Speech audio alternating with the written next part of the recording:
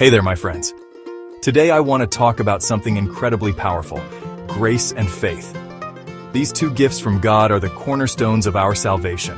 So let's dive in and explore their profound roles in our lives. First, let's talk about grace. Ephesians 2:8 says, "For by grace you have been saved through faith. And this is not your own doing, it is the gift of God." You see, grace is God's unmerited favor. It's a divine gift, freely given, not because we deserve it, but because of His boundless love for us. Imagine that.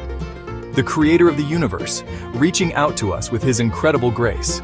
Now let's move on to faith.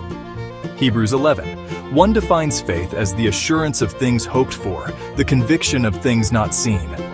Faith is our response to God's grace. It's believing in His promises, even when we can't see them with our own eyes.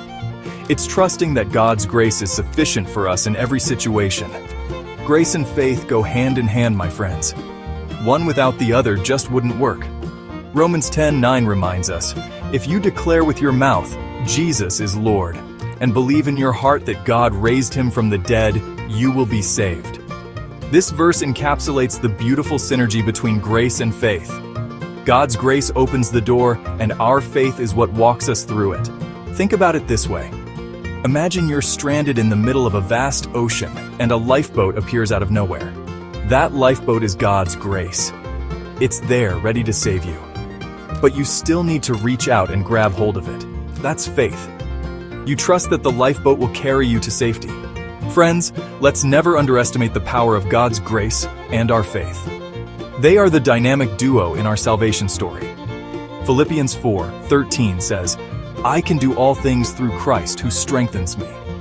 Remember, it's His grace that gives us the strength, and it's our faith that puts that strength to use.